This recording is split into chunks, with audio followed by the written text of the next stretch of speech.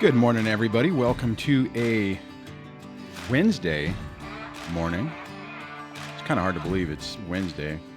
This week's going by weird. Hopefully you're doing all right.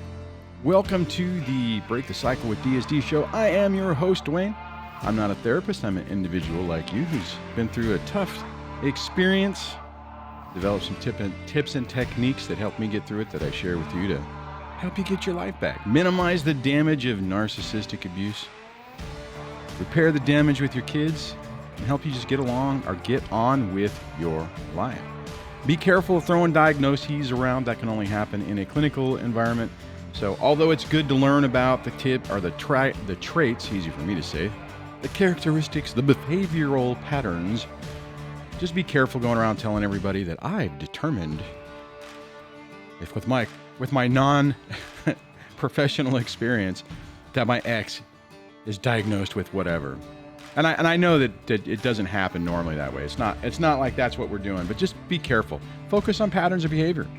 Best course of action. Focus on what they're doing. If you like what we got going on here, consider becoming a channel member. You can do that over at youtube.com/dadssurvivingdivorce. Just look for the join button. You can get a cool emoji cons and badges and all kinds of other little perks. The text notification is, let's see if I can get this to work, is open. Let me scroll over here. If you want to be on the text list, you can text DSDLIVE to 1-844-598-0012 within the United States and Canada, and you'll be added onto the morning text notification when things are going on. If you want to call into today's show, you can do that by dialing 1-424-373-5483 or 1-424-DSD-LIVE. And for all the new people out there, don't forget to hit the subscribe button, ring the bell notification so you don't miss a thing. Today's show, we're going to talk a little bit about basically, the overarching topic is going to be, you're a hell of a lot stronger than you think, and you give yourself credit for. When you go through these things, it's really tough, and you feel most of the time that you're completely broken. But the reality is that to endure this takes a tremendous amount of strength and perseverance. And even though you may not think that you have it, my guess is that you probably do. Because most people don't survive in these situations, don't have to live, I guess. Maybe that's a better way to say it, through these situations. So hopefully, like I said, hopefully you guys are doing all right. Let me just see what's going on here in the show startup. I'm a little tired, but I did finally go to the grocery store and get a whole new batch of coffee. So I'm hoping that it'll hit the spot.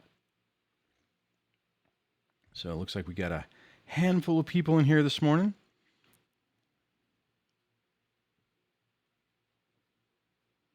Oh, you know what? I'll just jump into this. Holly's Universe says, hi all, trust you're all having a good day. I'm so ashamed. Shouted at my daughter this morning over small things. I'm so stressed with court coming up and the horrible shenanigans to follow. You know, I think that this illustrates a very good, not a good situation, but a very good point and a very common thing that we get into. Now, you guys, I just want to throw this out here. A lot of times, I hope that you realize that I'm a human being too. I struggle with this stuff too. I've done exactly what this person is saying right now. And the key on this, the key is, one, recognize when you're under stress, right? When you know something's happening, you need to put that command interrupt in your mind so that you know that you're going to be a little bit more on edge, which means you need to give yourself more time and more space to process things. Now, sometimes things just happen and it's a perfectly bad storm where basically you're already in that mode to where you're yelling at your kid before you even realize it. And like while you're doing it, you're like, oh crap, I need to stop. So the point is just to, to try to recognize it so that you can stop yourself, that you can say, okay, you know what, I'm a lot of things are coming up, like the person mentioned in there. They have court coming up. And I don't care how good you are. If you have that coming up, it's still going to be stressful. If I had court coming up, I would be under a tremendous amount of stress. Actually, for some crazy reason, I feel like I'm under a tremendous amount of stress anyways. I'm still trying to figure out what the heck's going on with that. Just have a lot of things going on with work and everything. So, I mean, I'm sure that's all it is. But you get to the point that you recognize your own cues that something's a little bit off and a little bit different. First thing is just try to recognize that. Now, we all are all going to make mistakes, and it's a matter of how do you recover from it? You know, I mean, it's like you need to basically acknowledge that what you did you weren't happy with. And, you know, I mean, obviously there's going to be more to this story, but what you don't want to, you want to acknowledge that it happened and try to basically say, hey, you recognize that it's not the behavior that you expect from even yourself, and to deal with that. Because what you really don't want to do is you don't want to just arbitrarily have an event and then ignore it and never talk about it. Like, oh, let's pretend like that never happened. Because, well, then you're then you're training your child that that's appropriate behavior, that's what they should expect from other people. And, you know, now granted, keep in mind that we're talking about, you know, you got to keep in mind the age and the emotional maturity and all that stuff that's going on. But remember, we can turn those situations into teachable moments, turn it into a positive to demonstrate the appropriate way to deal with situations and to deal with conflict and to deal with issues. So let me scroll around here for a moment. It looks like I might have a caller, so I'll check that in a moment. All right, see. Oh, Casey says, I yelled at my son this morning also. Don't feel like a bad parent. It's okay. Yeah, it's just, like I said, it's a matter of just, again, recognizing when you're in those modes, and then so hopefully going forward, you can catch it when it's happening, right? So you know that you're in a situation to where your capacity for perseverance is diminished. All right, I am going to go over to area code 682. It says just looks like they want to talk about narcissism. So, hello and welcome to the show. Anybody there? Am I doing something wrong? Test 1, 2.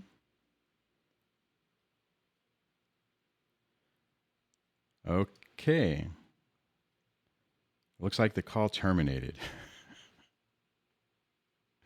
All right. Let me make sure that I ended that. Okay. Sorry about that. The excitement of live.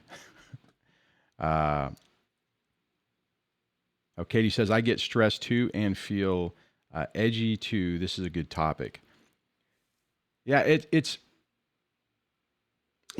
really weird because I can look back on my situation and I can recognize all the times that I made those special mistakes, those special little not so great situations where, you know, you get caught up in the moment, you get caught up in everything that's going on and make mistakes. Now, what I'll tell you is as I started to pay more attention and recognize what was going on, it became easier to see, to kind of almost detach from yourself and watch what was going on to say, oh, okay, crap. You know, I'm really stressed. The kids have been provoked. This situation is getting bad. And I mean, there was a couple of times where one of my kids, just completely went off the deep end, where previously in that situation, I would have responded and reacted in a different way. But you get to a point that you start to recognize what's going on and you can calm yourself down and deal with it more rationally. Now, not always. Again, the dangerous cocktail in this is stress, money, which often ties in with stress. If you're not feeling well, maybe you don't have enough rest, you're sick. And if you have some impending court thing coming up, that's going to just amplify it, 5,000%. Hold on. Also, I think what somebody had written to, let's see.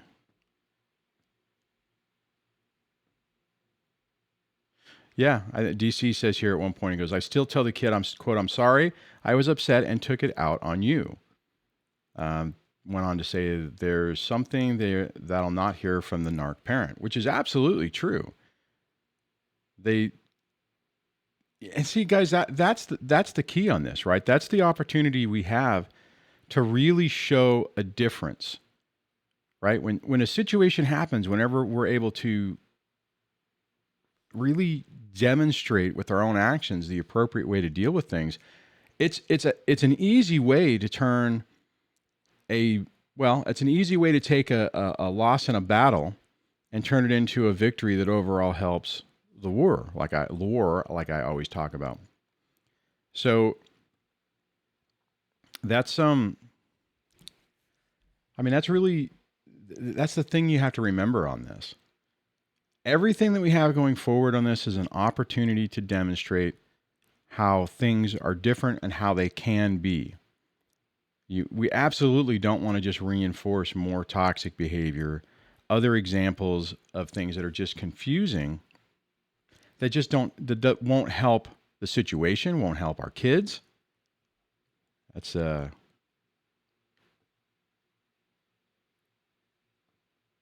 right, I'm trying to read this comment.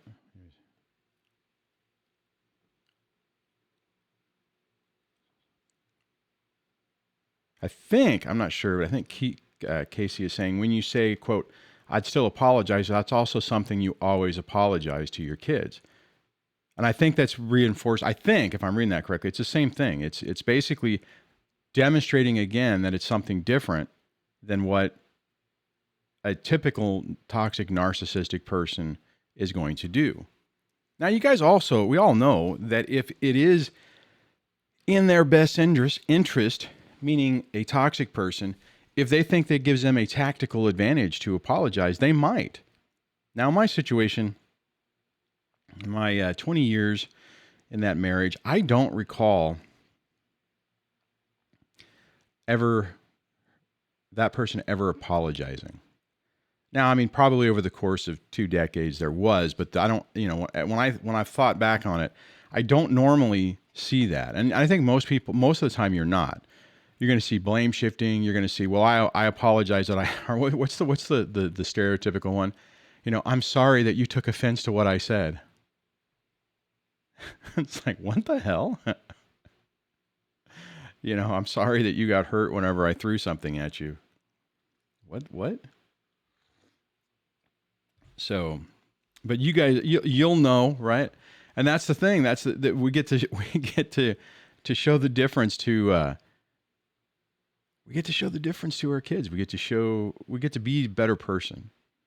And even if you have in the past fallen for that trap, you've said, you may have not dealt with it in a situation or in a manner that you wish you would have.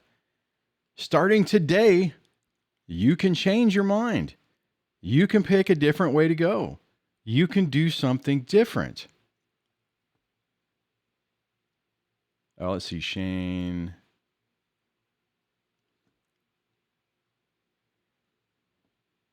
Okay, this is actually a good one. So Shane says, DSD question, my son is 12 and is pretty strong-willed. He's exhibiting some of his narc mother's behaviors, especially lying.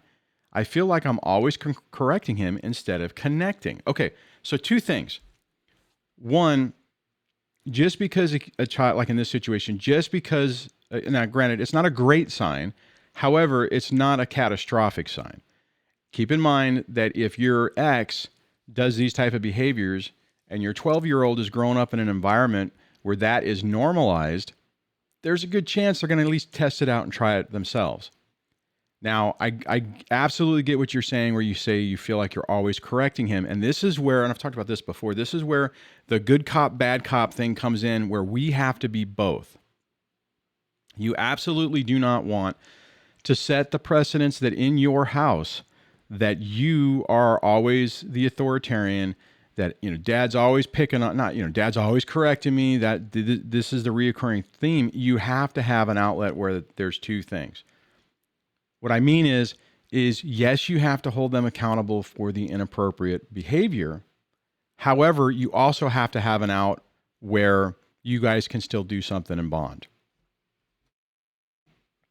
The deal with that, let's see, I'm going to try to brainstorm on this really quick. So let's say, situation like you said. Okay, so your 12-year-old son is, you catch him in lying and you want to make a point that there's a consequence. So you pick something very targeted for a length of time that is reasonable. Like, for instance, let's say you guys do physical stuff together, like you go for walks or you go for runs or you do something like that, and you also they also really like to play video games or something like that. Then you would say, hey, all right, look, inappropriate behavior.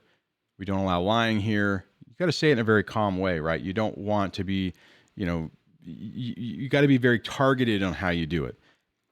Oftentimes, well, not oftentimes, every time in this situation, we don't get to be the parent that we thought we were going to be before, right? Probably in your mind, there's a certain way that you would deal with this that probably would have been okay, appropriate in a normal situation, right? You set the ground rules, you really drive the point home, and the other parent is there to kind of soothe, and it just, that's the dynamic it works out. Unfortunately, we have to be both, which means that you have to hold the accountability, let there be a punishment, but also have a way to still maintain that connection. So again, I know I'm talking in circles. So let me just clearly say this.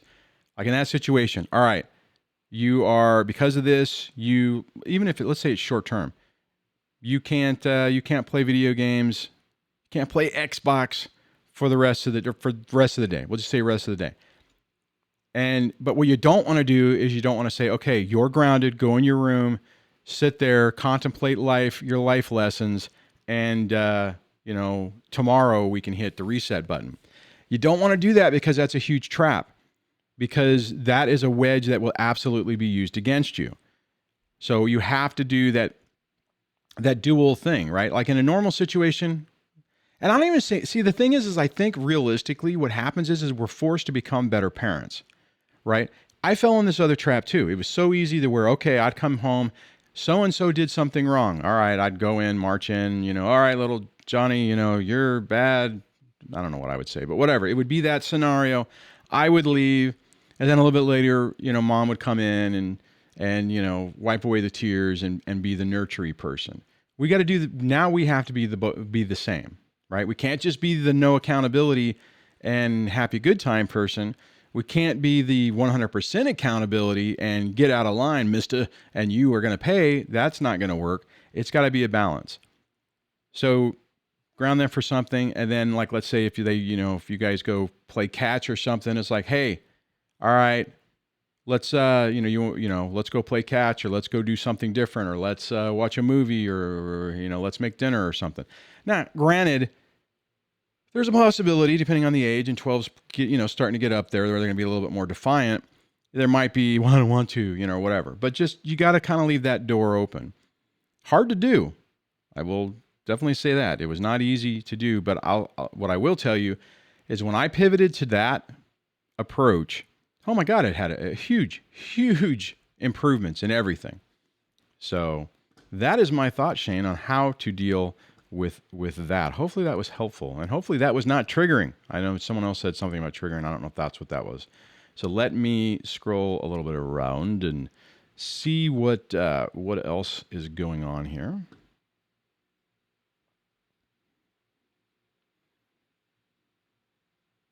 This is an interesting one. Okay, so Tiffany says, Duane, would be interested in your thoughts on stigma.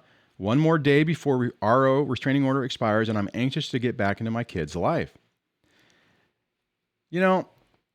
See, I think my advice on this is going to be a little different than what I was saying before. And, and where, like, if you're trying to apologize for something, I think on this, you just kind of, my take on it would be, okay, the time's over. You did your time, so to speak. So it was yesterday. The only caveat, and I think what you're talking about is that it's like, the whole stigma that hell, even the stigma you've dealt with over the period of time during this, which if I remember correctly, you said was about a year in a previous show. I could be wrong. So if I am, I apologize. But there's a stigma associated with that because, well, why did that happen? People just make assumptions that, well, obviously people, like we were talking about yesterday, obviously people don't lie. No one would ever make something up. So it must have been serious. So I would just, Tiffany, if you're working with a therapist, I would definitely work through the stress and anxiety issue with them just to process it and make it go away.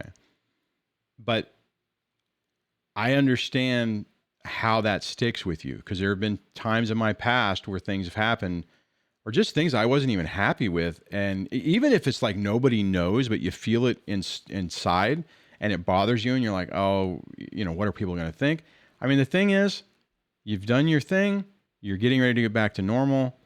And that's the main, the main issue now is reintegrating your kids and, your guys, all of you guys into each other's lives again and starting to find a new normal.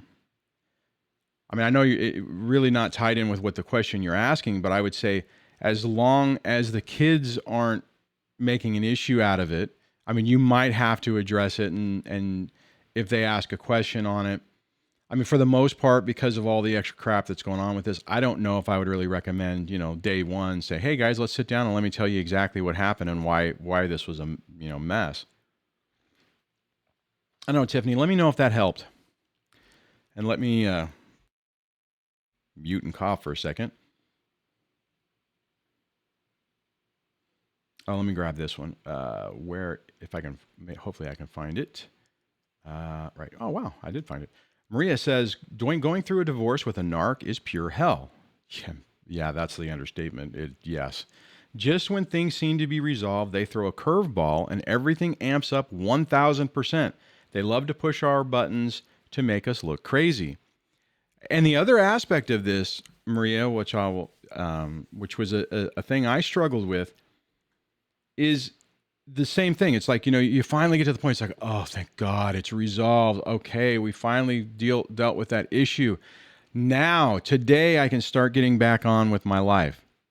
And then 15 minutes goes by, and then bam, some other issue pops up. And the thing to be careful of is it's really easy to get into that mode to where you start basically getting triggered in emotional flashbacks and PTSD associated with it. I got to the point after a while where even if things were going okay, I would start to get freaked out because I'm like, oh my God, things are going okay. Every time everything's going okay, something else happens. So what's going to happen? I mean, I got to the point where even when things were good, she didn't even have to do anything. I was doing it to myself. It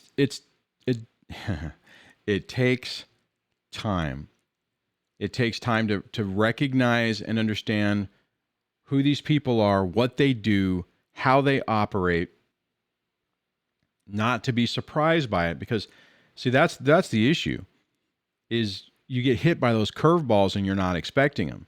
Then you go through a phase to where you're constantly expecting them. So even when you're not hit by a curveball, you feel like you are. But then what happens? Then what changes after a period of time is you anticipate it. You kind of have a plan in the event that something happens, but it doesn't bother you anymore. That, my friends, is when things really start to change. That's when you really start to take back control of your life. And the really frustrating part about this, well, that's an understatement because it's all pretty frustrating. The really frustrating part about this is that it just takes so freaking much time to get to that point. And it's so painful going through these iterations and dealing with it Yeah, DC says hypervigilance. Oh my God, I wonder if I can find that. I want to put that one on the screen. I fell into that so much. But again, that doesn't last forever. You get to the point where you kind of, everything shifts and you're kind of you're vigilant, but you're not so vigilant that it's making you crazy, if that makes sense. Oh, Cherry says, these are the moments I'm glad I didn't have kids with my ex. That would make things so much easier. Let's see if there's, it's kind of a quiet day. It feels like this week has just been crazy. All right, let's see.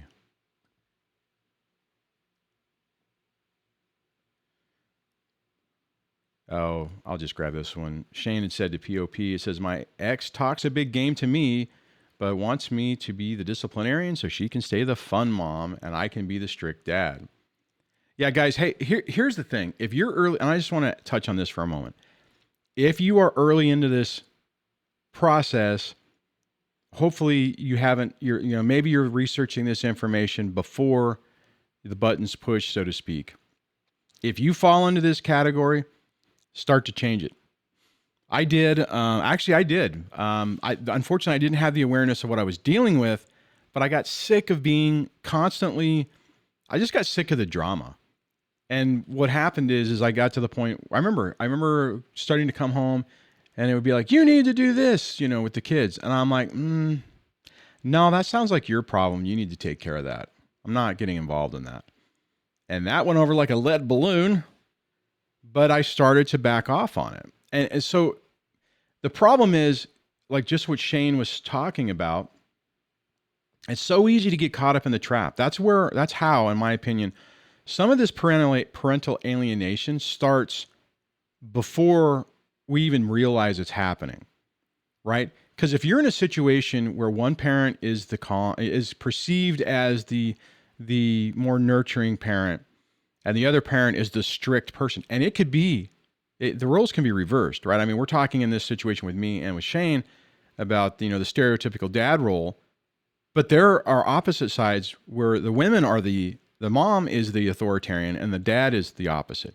Either way, it's a bad situation, because it just sets you up that if something does go wrong in the relationship, it is super, super easy for a toxic ex to use that as a wedge issue to make things worse. Now, you would hope that the other person would be, hey, like if in a separation, they wouldn't use it to try to destroy your relationship.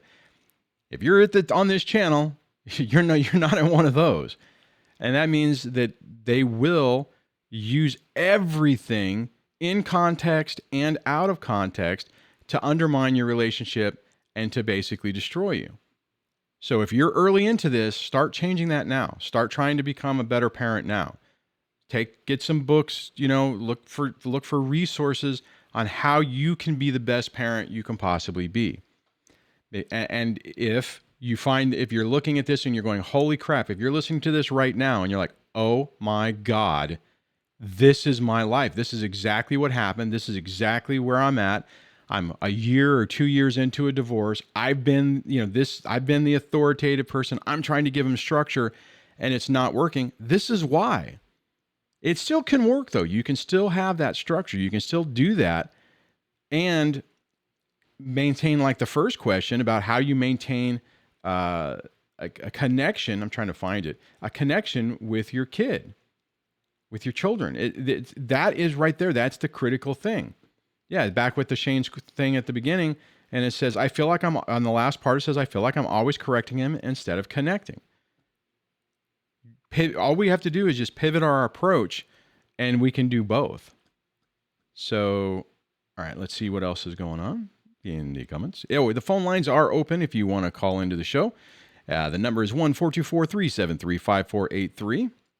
Let's see if moderator Debbie has grabbed any other comments. So I already adjust those, so that's awesome.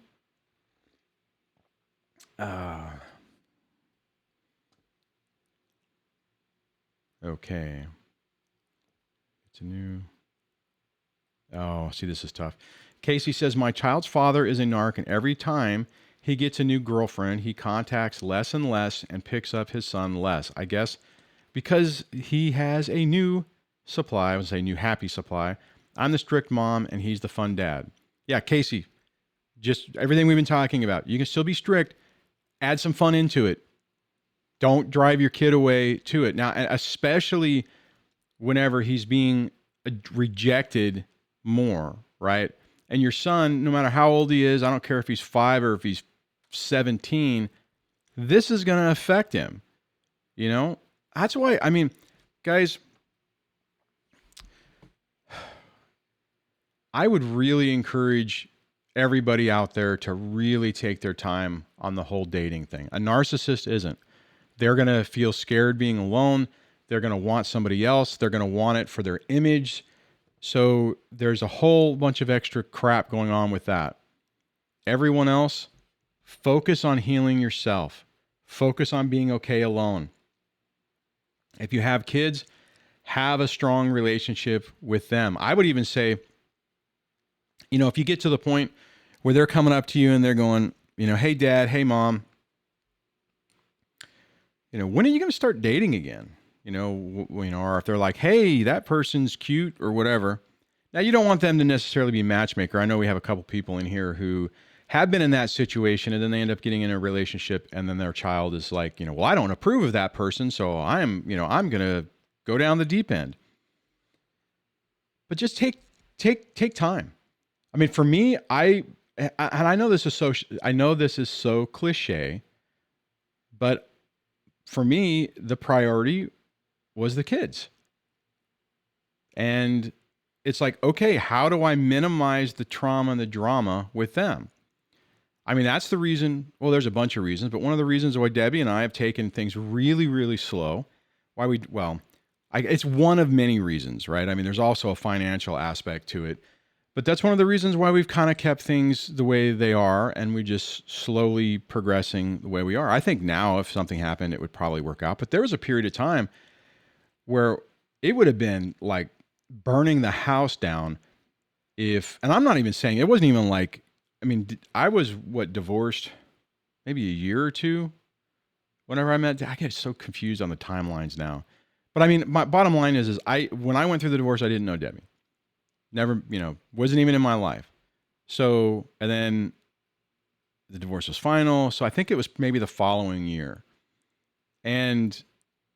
But even with that, it was like, we took it slow. I mean, it wasn't like, hey, I met this new person. Here's my new girlfriend. They're moving in, hey, look, they have kids too. That whole thing. It wasn't like that. Take things slow. One of our big responsibilities, in my opinion, one of our big responsibilities is providing stability for our kids, and in return, providing stability for ourselves. Technically, we have to do it first. We have to get ourselves stable before we can help them. It's like the oxygen mask, right? If you're in an airplane and the oxygen mask falls down, if you don't put it on yourself and you start trying to put it on your kid, there's a good possibility that you won't stay conscious enough to finish that. Get it on you first, get yourself taken care of, and then you're in a better position to help other people, or specifically to help your kids. So let me see if I missed any more comments on that. And guys, if you want to get my attention, just do @DSD. It'll highlight it in orange in one side, and at least puts my name in there, so I know that because whenever you guys are talking amongst yourself, which I highly encourage, absolutely do that. It just makes it, when I'm trying to quickly discern what's going on. Oh, I'll grab this one. Nikki says, the hardest part I've dealt with is the revolving door of different women that the ex puts above his own children. My son would come home crying about how he could hear them hear them wrestling in the other room. It's so, oh God. See, this is a prime example of, just little decisions. It doesn't take much, right? I mean, even okay, I get if you have full custody, which I'm like 90% sure this isn't Nikki's case, but if you have full custody and your kids are always there, again, I would encourage you to wait. I would also encourage you to not do it in your own house, right? Meaning it's like, okay, if you have full custody and you're going to go out, then you're going to get a babysitter, get someone to watch the kids, and go someplace else. Don't bring them in. You know, if it gets to the point that you've been with somebody for months, like at least 3, hopefully more like 6, because you want it to be a serious thing. You don't want, like Nikki was talking about this, and this happens on the flip side too, right? I mean, I've heard people talk about how their ex-wives, it's like every week or every month, there's another person. There's another new super great guy who's their soulmate walking in the door. You know, don't do that. And the thing is that, I mean, so like in that situation, I mean, what do you do, right? I mean, your kid comes back, they're upset, and you want to just like, you know, my guess is it's probably limited to, like even in my situation, right? 50-50. You know, I mean, just take a break. You know, I mean, I don't know. The problem is, the reality is, there's probably some of this. One, they're not thinking about the well, I'm going to say it. It's actually, I'm going to say something that's going to contradict. They're not thinking about how it's affecting anybody. And then they're also thinking about how it's going to get back to you. Right. Like, so there's probably a part of it where it's like, okay, I want the ex to know that I'm seeing somebody else, that there's a new person in there. Not thinking about the effects it has on the kids, but more of just like, you know, hey, you know, boop, poking you in the eye. Anyways, it's just frustrating. And honestly, it's hard to hear all that stuff. I mean, you know, in some ways it was really frustrating when my kids were younger. They would tell me nothing. It was like a black hole, which is kind of where I came up with the black hole thinking. It was a black hole over there. It was like, you know, everything that was happening over here was being broadcast to the ex, you know, on surround sound. But then on the flip side, it was like no information coming from there. It's like nothing. It was like radio silence. They come back and it's like, oh, nothing's happening. Nothing, you know, nothing. And the early part of it, I didn't understand the dynamic of it. I thought, or I took it personally. I'm like, well, what? This doesn't make sense. Why won't they tell me anything? Took me a while to realize that basically it was out of fear. It was like, you know, somehow they were basically convinced that that telling me something was going to be a catastrophic mistake. But for whatever reason, I couldn't convince them that telling their mom everything that was happening on, you know, with me wasn't a catastrophic mistake. I think it's because I wasn't, you know, yelling at them about that or somehow trying to make them feel bad about it. Okay, let's see.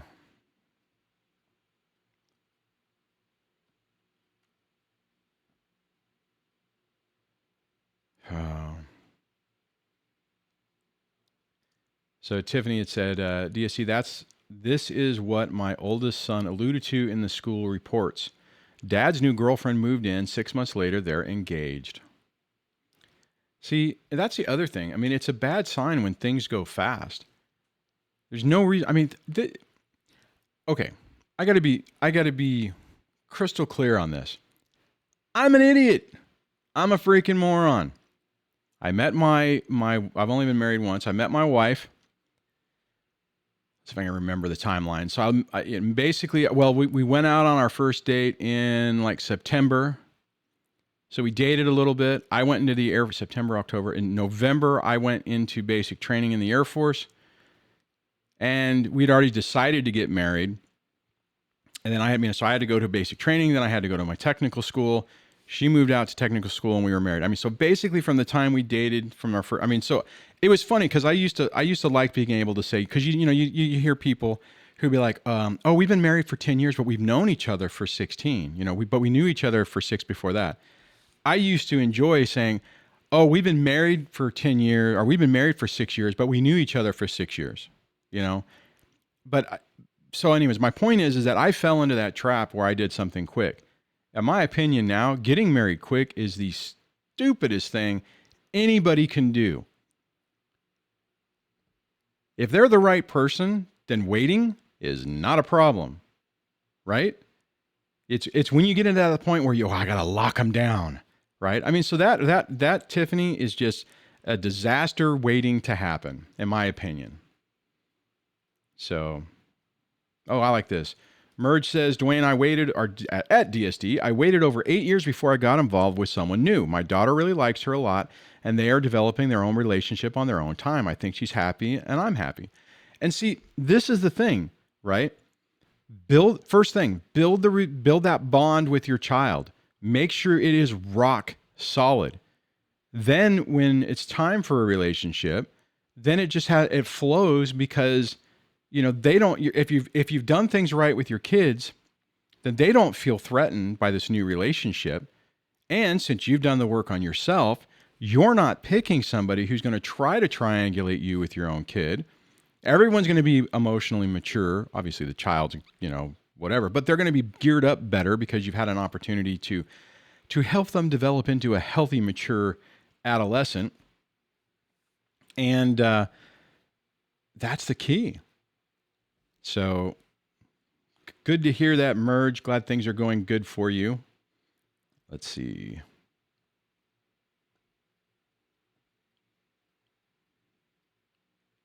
Oh, yeah. John says, DSD, these are the same narcs that use a restraining order so they can be with their new love and hurt their children, yet don't see the hurt they are causing to everyone. It's all about them. Guys, that's the key. They don't think about anything other than them. Everyone is a means to an end. The new relationship means to an end. The children means to an end. They don't think about them. They don't think about anybody other than themselves. It's really hard for us to watch that because we get to see the train wreck unfold, and oftentimes we are powerless to do anything to stop it, right? I mean, and realistically, when someone is with their kids on their time, unless it's supervised time or there's something in the court order that restricts something, they can do pretty much whatever they want. There is no law, a real law, that you can't bring a new person in your house every week. It's tragic. It's horrible. It's setting up your kids. It's showing a pattern of, if we're lucky in that situation, the kids will look at it and go, holy crap, this sucks. I will never do this. And maybe they'll fall down that route. Unfortunately, oftentimes what happens is then they look for somebody who's emotionally needy, and then they are who is like their parent, and tries to replicate that to get the person to focus more on them, to be able to replicate what they had in childhood with a new partner, so that they can prove to their little inner child that, yes, I am lovable. Yes, I was able to find somebody like my parent or my childhood situation. And now, see, look, they love me. The problem is that when you go with a toxic person, it's the same thing. If you can't get the person to get themselves fit, the only way you could do that is if you're like, hey, get the person into therapy. Let's say they're borderline or they're NPD or whatever, and get them to recognize the issue and seek help. Now, the problem with that is sometimes people are doing that just to break the other person down, and the empathetic, non-narcissistic person is convinced that they're the problem, that they're the one with the issue, and they do go to try to seek help because they're like, oh, wow, they do care about the person, they do care about the situation, and they really want to try to make a difference.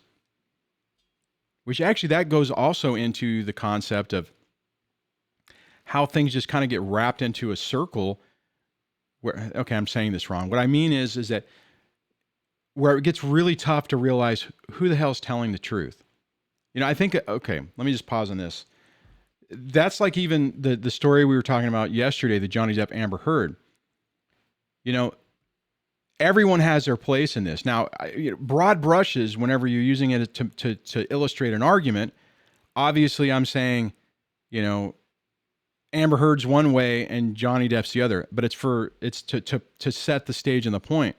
Does that mean that he's a saint? Probably not, right? There's other people I saw in comments yesterday. It's like, well, he's a narcissist too. Yeah, maybe.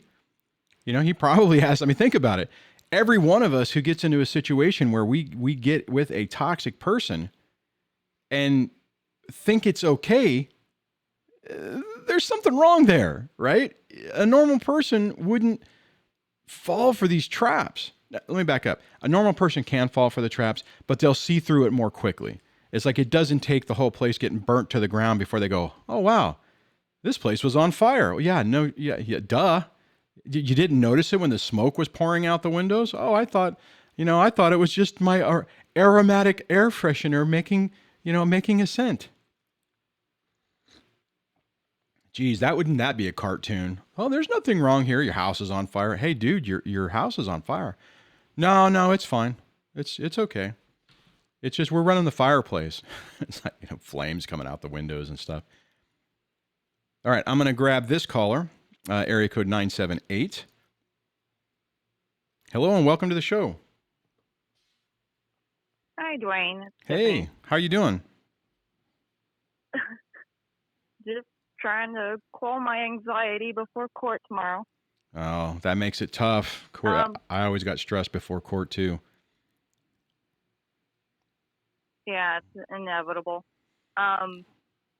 So the ex's new girlfriend she's not unpleasant. I've spoken to her a couple of times, but the thing that annoys me the most about her is she gets my child's name wrong. My son, his name is Beau, and it's spelled B-E-A-U, which is handsome in French. And his nickname is Bobos. Well, she writes it as B-O-B-O. It is now on their Christmas card. It's one issue that I really, really can't get over. Because it's his identity. That's his name. That's been his name since birth. Right. Yeah, it's funny you mentioned the name thing. Let me ask you this. Do you think it's intentional and the new girlfriend is doing it? Well, two things. Do you think the new girlfriend is doing it on purpose to screw with you? And or do you think if the name is important to you, is the ex using this to mess with you? What's your opinion on that? Did I lose? I just don't think that they realize like what the actual issue is. But I mean, my ex-husband has had to write his son's name for all the court documents. He's had to write it for so many other things. I mean, Christ, he couldn't even get the vital statistics right when he had to file that with the divorce. He spelled his name wrong. Birth dates were wrong. But I don't know. Am I just being super anal about how your name is spelled? Is that something that's wrong with me? No. I mean, well, no. Initial thing is, no, it's not wrong with you. And it's like I said, it's funny because I'm dealing with something very similar. Here's the option. Excuse me. Here's the options. If you think this new girlfriend is reasonable and isn't playing games, and this is one way to test it, and you may not want to do it because it's tough, would be to have a conversation and just say, hey, just so there's not a confusion, can you please spell it appropriately and call them appropriate? And then one way that's actually almost kind of an interesting test. And I don't know if emotionally you're ready to do that. So this is all dependent upon with what I'm saying. If you think it's something to try, and if it's not, if you're like, no, I don't even want to deal with this person, that's perfectly fine.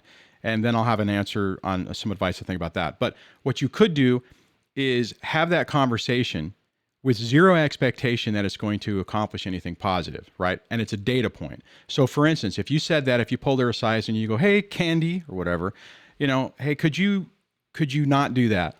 This is kind of an issue with me. And if they go, oh, wow, okay, sorry, no problem. Well, then, okay, all right, well, that's interesting. More than likely what'll probably happen is they'll just double down and continue to do it. Or they might even, just say, you're, whatever, kind of lash out at you.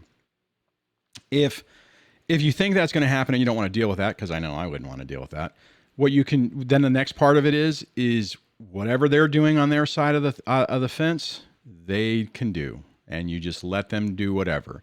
And you basically when your son's with you, then you just keep things normal. And it's frustrating because, what if he starts your son starts writing it wrong or taking it as it's cool, like it's a nickname or something. The reality is most of the time we don't get to influence what the heck the other person's doing and how they're doing it.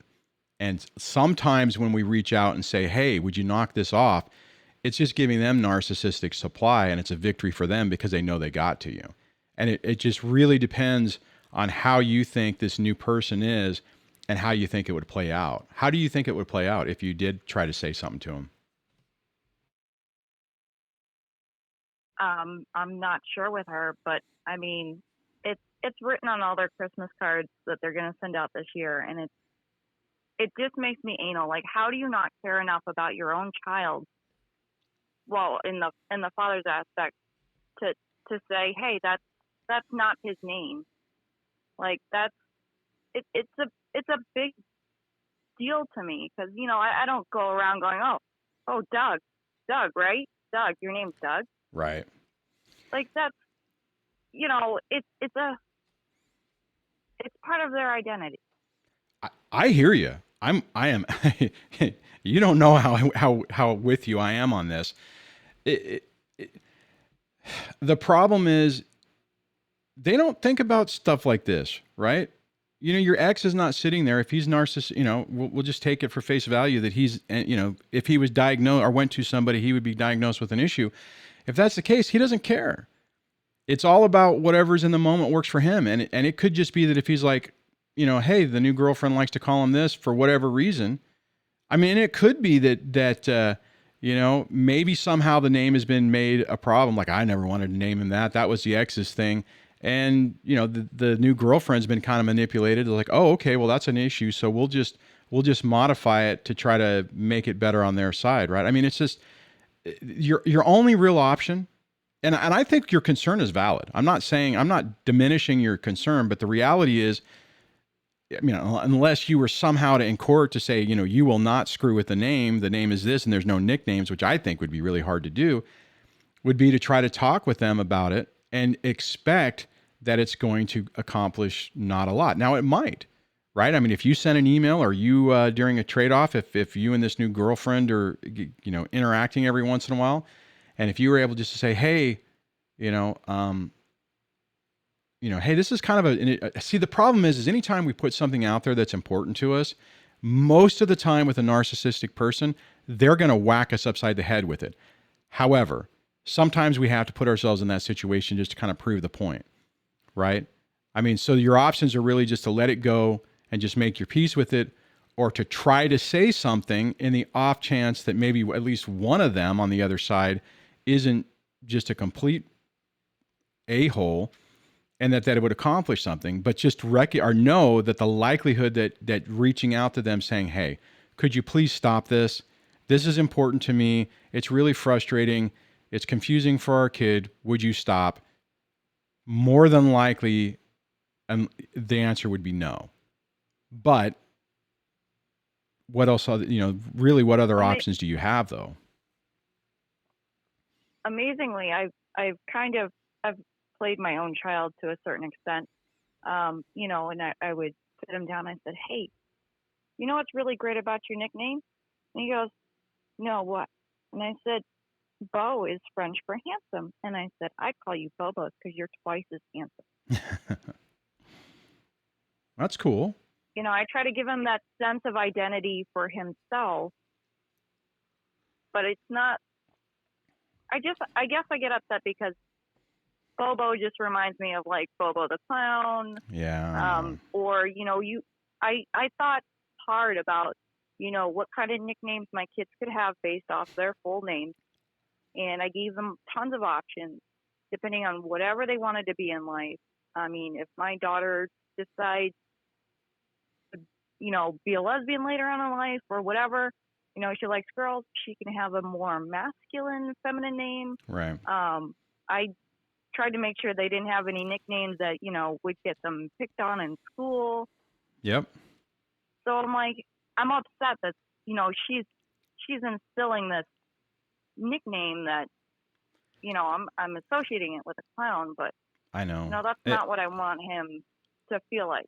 Honestly, Tiffany, I'm actually going through pretty much the exact same thing. I named all my kids' names had a reason. Oh, geez, I'm not going to say, I got to make sure I don't say them, but there was thought and reason behind everything. And I'm dealing with a very similar situation where all that's been erased. I remember just recently having a conversation. It's like, oh, well, this name means nothing.